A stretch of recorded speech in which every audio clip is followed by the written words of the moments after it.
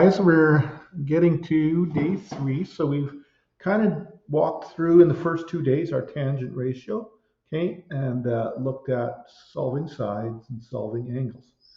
Okay, and today we're going to go into using angles. There's a couple of days of sine and cosine now. So we're going to look at the sine ratio and the cosine ratio of right triangles. And we're going to look at specifically working with angles only, solving for angles only today, and then tomorrow or day 4, we'll be looking at solving for sides as well, which will be a little more advanced. And then there's a section after that that kind of is applying all trig ratios together.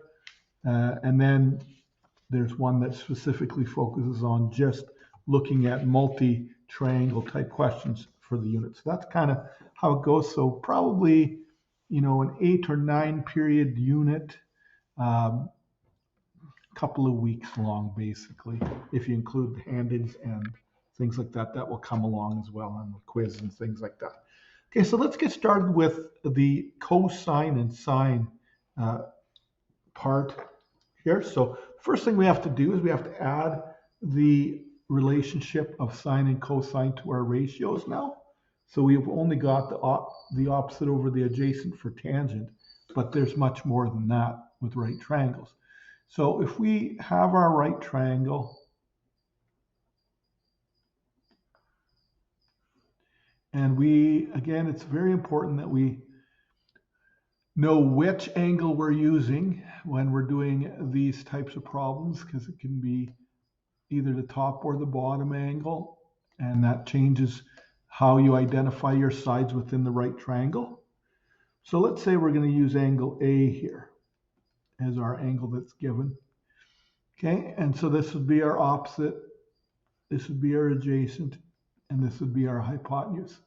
So when we're looking at that type of situation, sine, which is often abbreviated with the first 3 letters of angle A, would then be opposite over hypotenuse. And cosine, which is abbreviated with the first 3 letters as well of A, would be the adjacent over the hypotenuse. Now, if you're thinking of an acronym, if we include sine, cosine, and tangent all together, sine, cosine,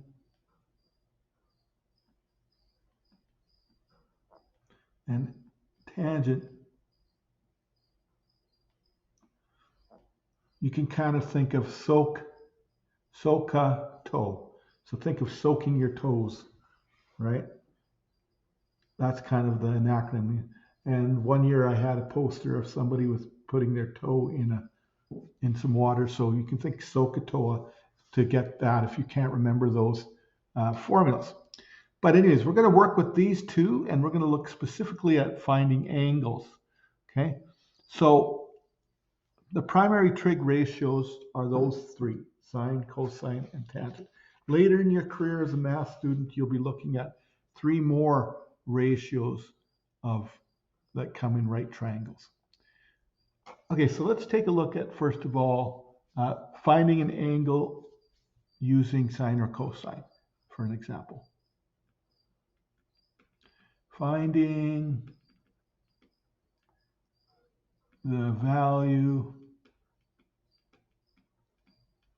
of an angle with sine or cosine.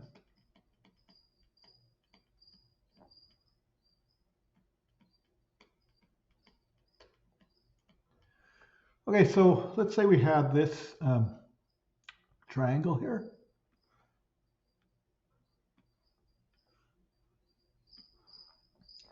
Okay, and we said that we wanted to find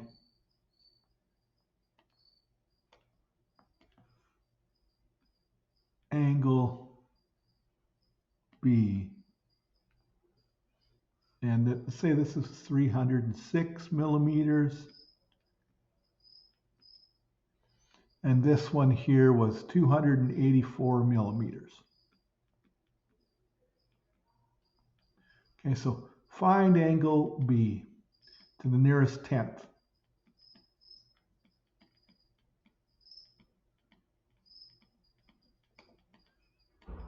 Okay, so we'll go nearest tenth for this one. Okay, so we're going to identify our sides based on where the angle is in the triangle. So the angle is down here. So obviously this angle opposite of the 90-degree angle is our hypotenuse. Okay, and then this one here is, if we're looking at this angle, it's opening up to this angle. So it's opening, it's not touching angle B, right? So that the touching side would be the adjacent side, but this one would be the opposite side because it's not touching it, it's opening to it, opposite of it, in other words. So that means now we have to decide which trig ratio uses the two givens.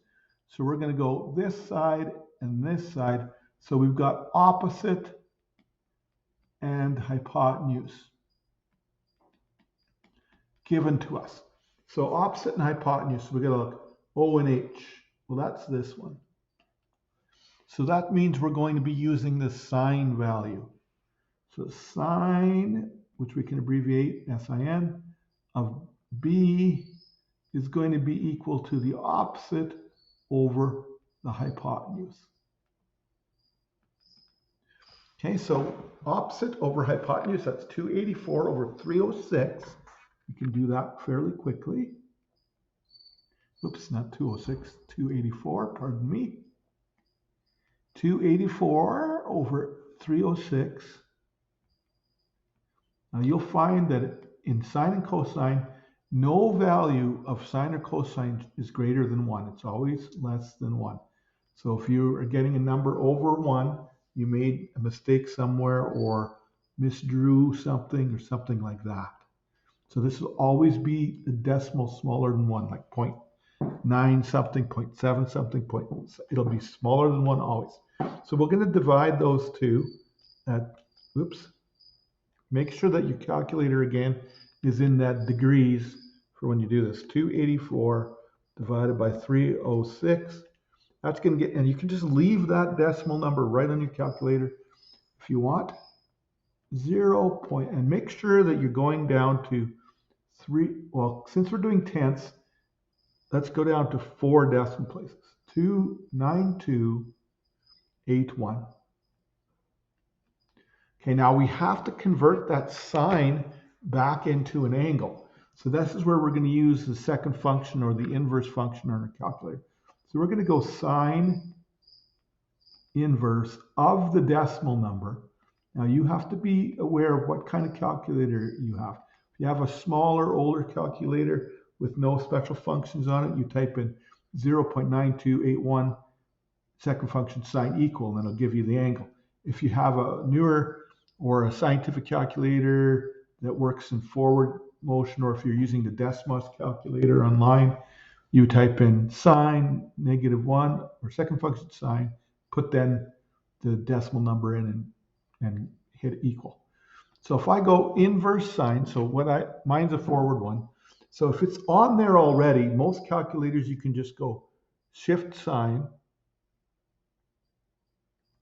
or second function sine, okay, and hit the equal button, and it'll work out that decimal number that was already on there. So there's what mine did, 68.1 degrees.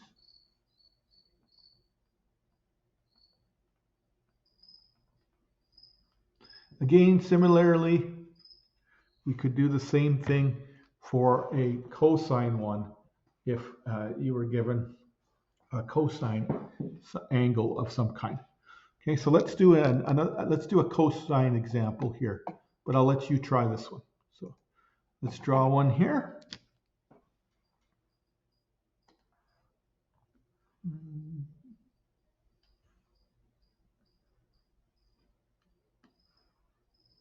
Okay, and I want you to get this bottom angle here, which we will indicate as angle Q.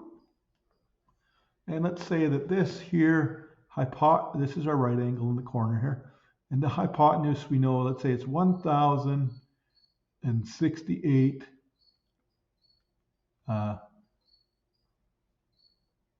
millimeters. And we know that this side here, let's say that this is 899 millimeters. Okay. Okay. And let's say that we have that set up for, and I say find angle Q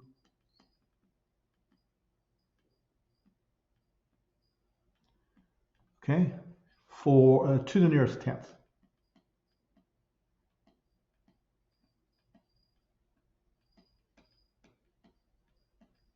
Okay, so there we go.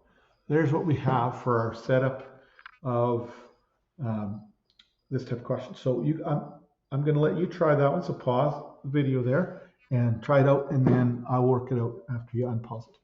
Okay, so if you're unpausing, what we're going to do is we're going to identify everything. So I'm just going to change colors because I like that. So this is bottom one. So this is my opposite side. This is my hypotenuse side. And this is my adjacent side. I kind of gave it away. I said we're going to use cosine, but that's okay. Cosine of angle Q is going to be equal to the adjacent side, which is 899 millimeters divided by 1,068 millimeters. Now, if you do it wrong and get bigger than 1, it's not going to, that means you made an error in there. So you go 899 divided by 1068, and you get 0.8418.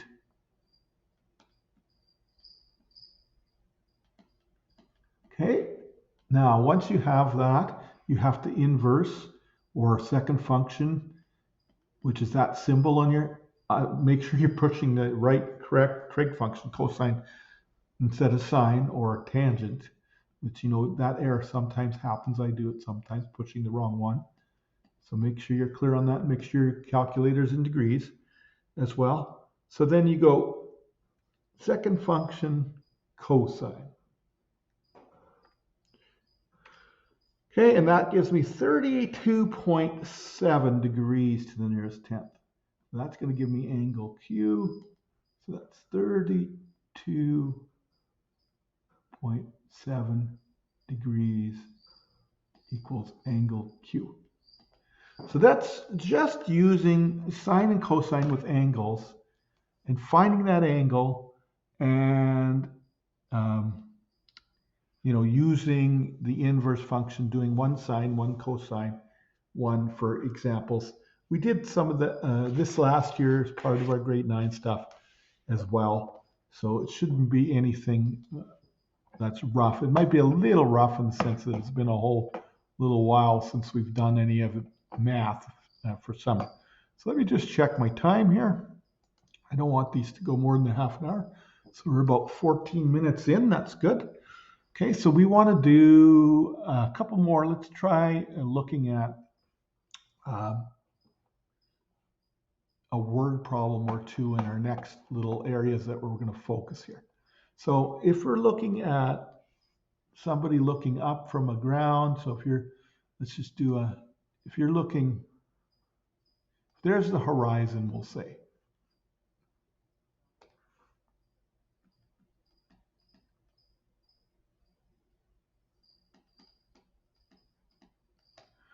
Okay, and if you look up, this is an angle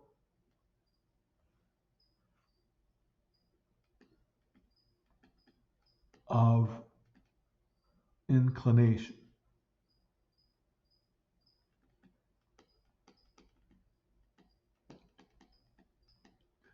Okay, now if this is the horizon and you're looking down, that's the angle of, you're looking down, that's an angle of, what do they call it here? I better spell some things. Oh, sorry. Elevation, sorry. Good thing I looked. I call it inclination, but which means the same thing. So it could be, your book likes to call out elevation or inclination, which is one that I use quite a bit. So both of those mean the same thing. And this one is the angle of depression, as you're looking down toward underneath it. So those are two terms that they'll use sometimes, and we used them last year as well. Okay, so let's do some word problems with the two, finding angles. We're not going to do science till next day. So we'll do a couple of that, and we'll try to keep this again, do the 30-minute instruction and then practice like we've been doing for the unit so far. So let's say that a power pole is, let's say,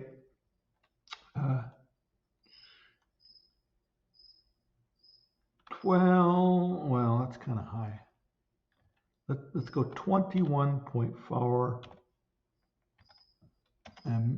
feet high.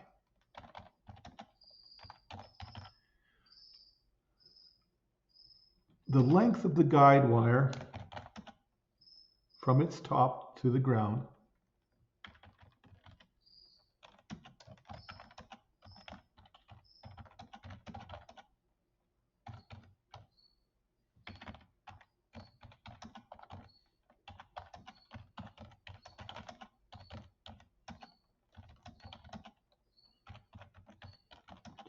is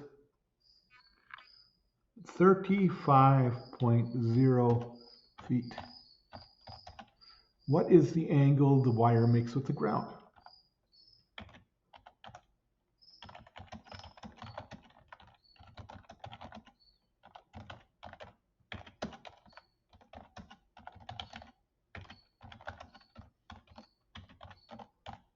Okay, to the nearest, we'll say 10th. No, let's go nearest degree. We've been doing nearest tenth a lot. All right, so we're going to draw the picture, and then we'll do the calculation, and then we'll send you on your way with some practice in section 2.4. You notice we skipped 2.3. It was just a little activity. If we get time, we might go back and do some of that if it's nice outside, but we'll see how that goes. It's just using your protractor to make a incline to measure height. Okay, let's go ahead and do this. Let's see, we'll use this tool here. Ground.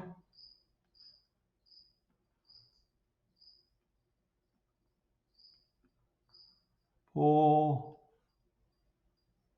Guide wire. Okay, it was a little longer. Okay, and then we label this one here as 21.4 feet. And this one was 35.0 feet. Okay, now if we're looking at the right angle is here.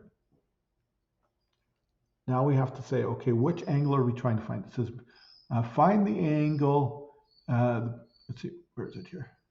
It says, the length of the wire from the top to the bottom. What is the angle the wire makes with the ground? So here's the ground, so we want this angle. We'll call it angle G for the ground angle. So we have to identify this as our opposite side, and this is our hypotenuse side. So that we know that that's sine. So sine G will equal whatever the opposite sine is, 21.4, over whatever the hypotenuse is, 35.0. So we're going to go ahead and divide that out in our calculator. 21.4 divided by 35, 0.6114. Don't round off. Got to go at least 3, but I always go one more. Okay, and then we're going to go sine inverse of that on our calculators.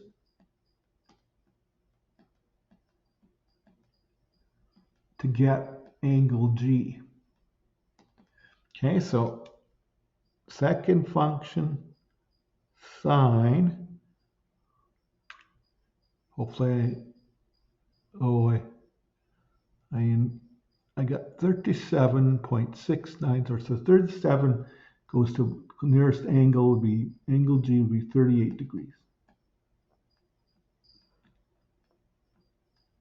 So the ground angle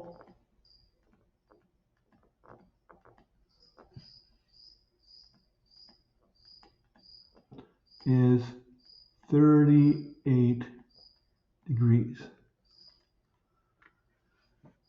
Okay, so let's do one more here for you for the examples.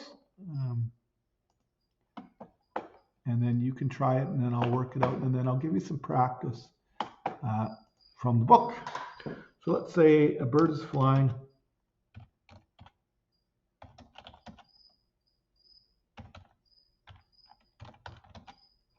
Okay, at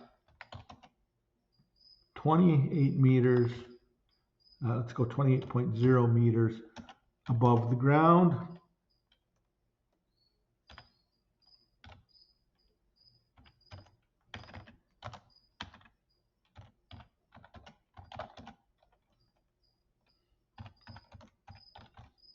And sees a hunter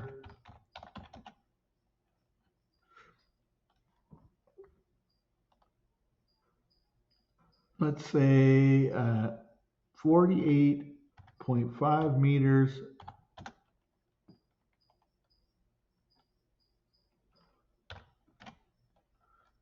away from him.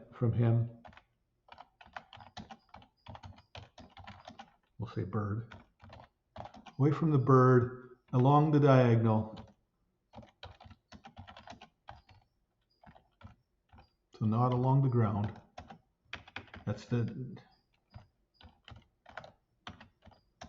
oops, I gotta spell that right. Diagonal, there we go, I needed to know. What angle is the bird looking down at?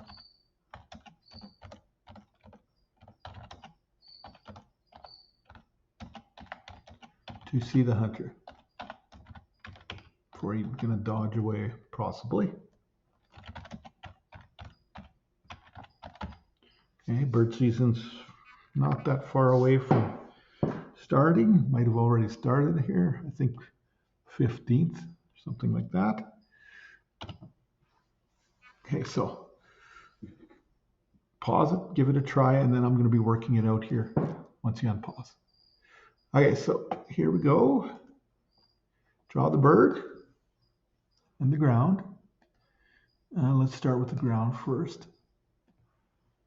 Here's our bird. Okay, and then our hunter's over here.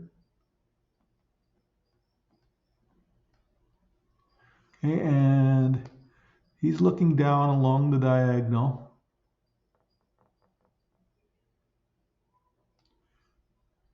Okay, now the tricky part here is that you have to know a little bit of, if the bird were, this is a parallel line, so this angle that he's looking down at and this angle that the hunter are looking up at are the same.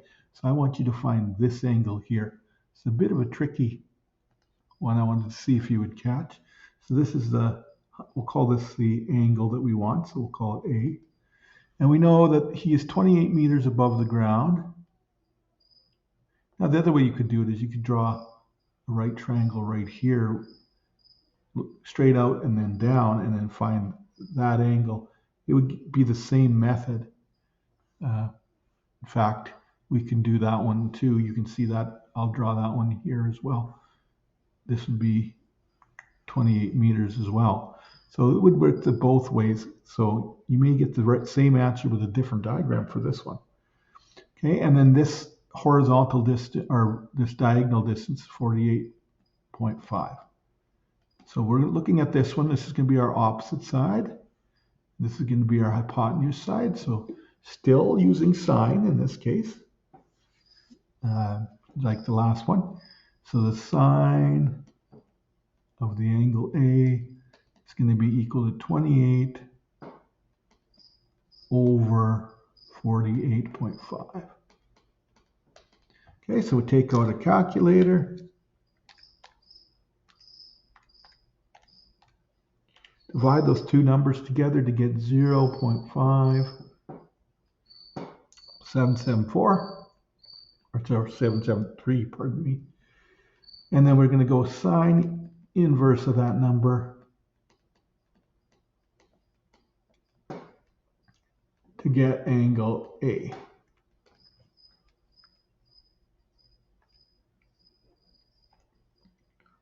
Okay, and I get 35.3 degrees. What did I say? Doesn't really say where to round off. 35.3 degrees. So bird needs to look down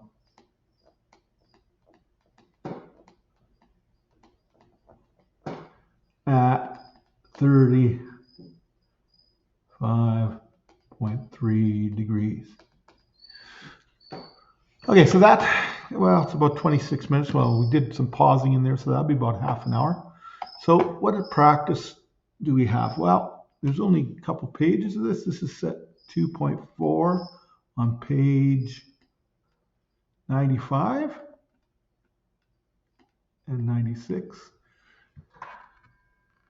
So you can do 6